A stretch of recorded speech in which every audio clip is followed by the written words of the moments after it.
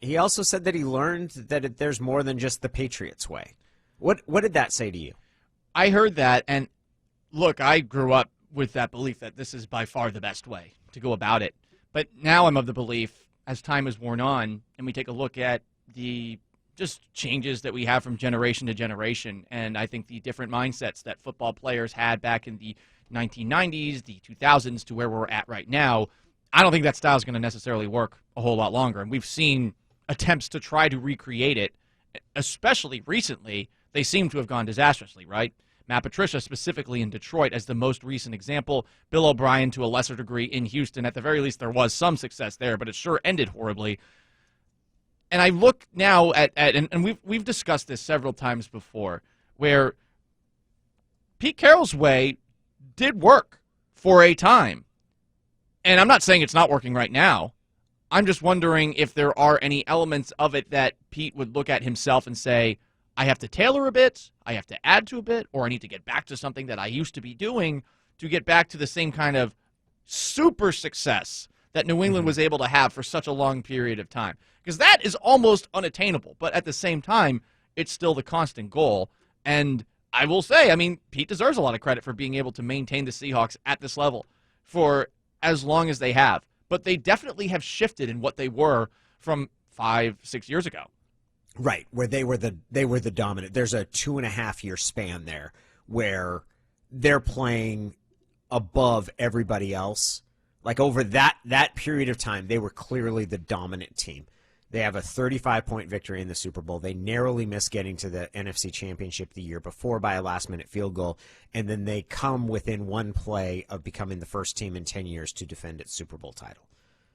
And they haven't been back at that level since. My question is not about sort of what the Seahawks way is, so much as is there a cost of it? We clearly see the cost in the way Belichick does it, right? Which is that it grinds guys down to the point that the best quarterback in history decided he wanted to finish his career somewhere else and is now, he's not fully gloating about it, but he is kind of. He's basically saying you don't have to be miserable to win a Super Bowl. Like that's what he's saying, right? Like you can enjoy it and you can build your players up and it can be fun and enjoyable. There is a different way of doing this. Seattle, it's not like, hey, can you have more fun? What I wonder, and what it brings up to me, is what's the cost of that relentless positivity? What's the cost of saying this is the way we do things here? We don't motivate through fear. We give guys, our entire program is to take care of everything for people and for players so that they have no excuses and are allowed to perform their best, because if they feel safe, secure, supported, encouraged, that's going to bring out the best in them. I think that the hidden cost could be it gets guys to feel empowered so that they believe that they're more right than the team in some cases, where we've seen guys get headstrong. And look, there's a little bit of this going on with Russell Wilson right now.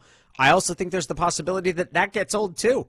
And that guys like Richard Sherman, by the end when he's talking about kumbaya meetings, or Michael Bennett is telling a Sports Illustrated reporter that he'd read a book in meetings, or Russ right now saying, hey, we've kind of been here, done that, let's try something a little bit different, that approach gets stale. Yeah, and there's the dreaded C word in football, coddled. And we saw that at UT football with Mac Brown. I mean, they got to a point where teams weren't drafting Texas players, even though Texas was getting the best talent probably in the country, and it's at the very least the best talent in Texas, one of the best high school football states in the country. And every single player, Danny, responds differently. And I don't think you 100% know what you respond best to ever as far as coaching goes, because quite honestly, the majority of players are only going to play in the league for 3 years. So you might end up with a coach that just doesn't know how to get the most out of you. And I do think that, as you just laid out, there are certain players that Pete was probably not able to get the most out of, because those guys needed to have someone light a fire under their butt. The one part about the complacency or being coddled, they run guys out of here. They may not chew through somebody's butt to try and get them to do better. Like Pete is not going to motivate through fear. But I've never thought that they're complacent here. I've always believed that, hey, if they're going to turn the page, they're going to do it, and they're not going to have much reservation about doing that. And if anything, guys who end up getting cut will be like, I didn't really know I was even on thin ice. Like, I didn't know that this was as close to happening. I wonder if it makes players, though, feel emboldened where you get more willful demonstrations from players, or if there's an expiration date on it. Is there an expiration date on Pete's approach in the same way that there is on Belichick's, where guys are going to get sick of it, and even though it is not built in fear, and even though it's that guys will get tired of that too, and that you're inevitably going to get sick of your boss. There's an expiration date on everything. I think the good thing for Seattle is that they have unplugged some of those guys where the expiration date took place. They said, okay, that's it. We are not going to stick with Richard Sherman anymore. It's easier to do that when the dude's not the quarterback.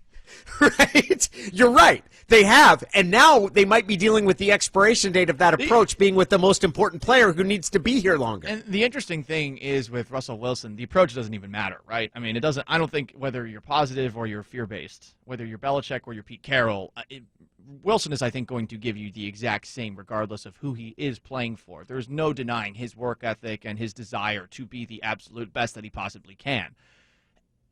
I don't think that the way that Pete goes about things or the way that Bill Belichick goes about things would necessarily stop what we have seen over the last couple of months. I think regardless of the circumstance, I feel like Russ would have made his issues known about the current situation that he was in the way that he has gone about it through other parties.